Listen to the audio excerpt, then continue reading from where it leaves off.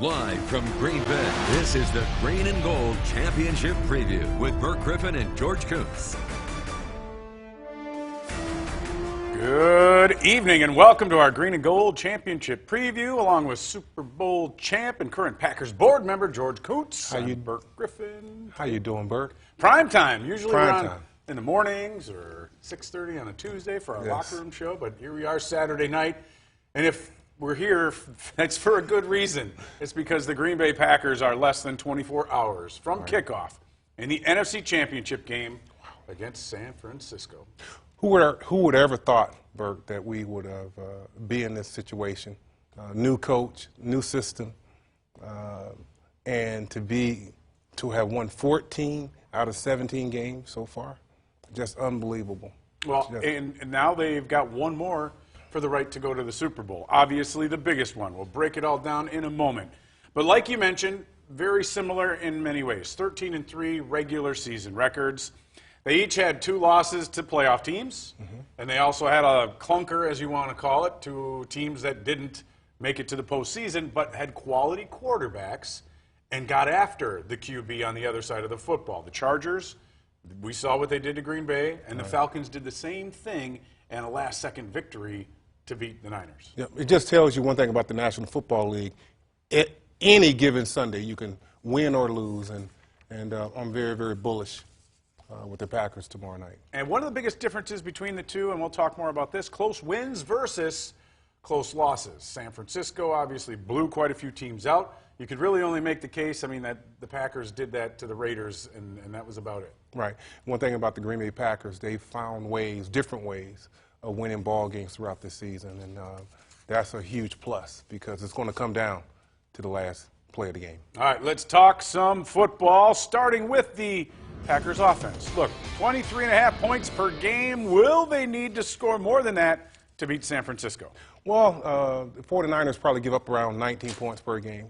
Excellent defense that they have, excellent front seven, but we're going to need to put up probably around 28 points to beat the San Francisco 49ers. Need 4 touchdowns. We'll need 4 touchdowns, and I think we have the capability to do it. All right, Davante Adams has been the man as of late, almost 500 yards and 4 touchdowns in the last 4 games.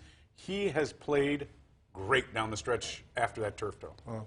All pro type play down the stretch. You look at how he played against the Seattle Seahawks. 8 catches for 160 yards, 20 yards per catch, if you look at it that way. We're going to need him to have a big game tomorrow night. 1-2 punch with Aaron Jones and Jamal Williams. Do you see either guy getting the rock more than the other one? I think they're going to really try to highlight Aaron Jones, and we're going to need to not only run it but catch it in the passing game as well. Well, and we've seen this season that each guy can have their moments where they kind of take over a ball game, and that's a good thing because, like you said, thunder and lightning, or would you say fire and ice? I call them fire and ice. Fire and ice. Yeah. So Jamal's extremely strong running the ball between the tackles, so I look forward to watching him run the ball down their throats. He's one of those guys, north-south. Let's go. He's the hammer. All right. As far as the Packers' defense is concerned, I know it's cliche. We've talked about it all year.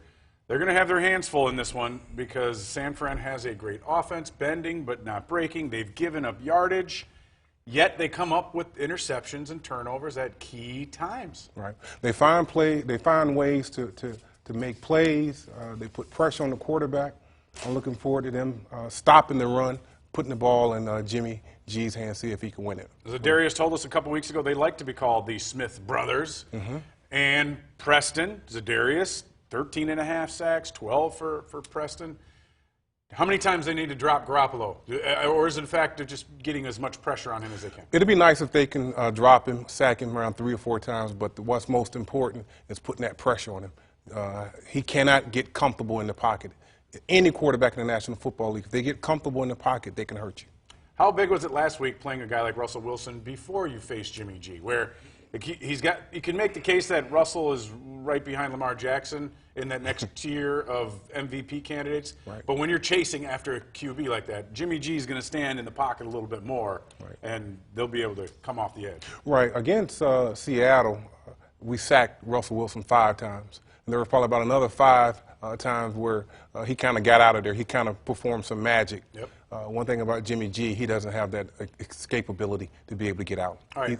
How much do you think the Packers are better than they were 6 weeks ago, or 8 weeks ago now, if you think about it, with the bye week, when they lost that game, where they're 37-8, and it was just, it was over before it started. It had one of those feels of a game where no matter what was going to happen, it was going to be a long night. Right. I think the Packers are extremely better than they were 4 or 5, 6 weeks ago.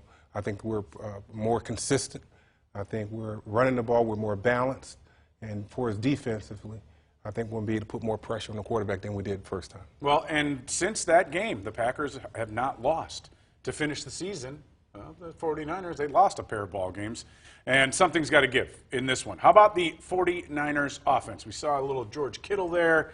We've mentioned Jimmy G, Deebo Samuel, Emmanuel Sanders, and they have a trio of running backs that can all run the football. Right. They're probably second in the National Football League in running the football. They're very physical. They're probably the most, when it comes to motion in the National Football League, they're number one. They give you a lot of different looks, a lot of different disguises, but you got to really pay attention to your keys and not get enamored with your eyes because they're trying to fool you. You just got to play sound technique, fundamental football. Would you say George Kittle and Travis Kelce are the two best tight ends in the NFL right now? They're the top two tight ends in the National Football League. And the thing about Kittle is he can block. But Mostert, Breida, Coleman, all three of their backs are a little bit different too. I mean, Mostert's been the guy kind of down the stretch who gets the ball in the red zone. And they have a really good offensive line, and they are mostly veterans. Very good football team. All right, finally, San Fran's defense. Look, 48 quarterback sacks on the year. That's 5th best in the league. They got 4 first-round picks on that defensive line. They're getting Dee Ford back, and we all know what the Bosa boys have done. I mean, what do you think about this group? It really started when they get pressure with 4 guys. They're a tough group to handle. Yep. You see the Packers chipping a lot, maybe with Mercedes Lewis and a back to try and help out the tackles, Bakhtiari and Balaga? Yep, you're going to have to. You're going to have to do a lot of chipping. You're going to have to throw a lot of slants and maybe some draw plays and some screen plays to kind of slow down that front seven because they're phenomenal.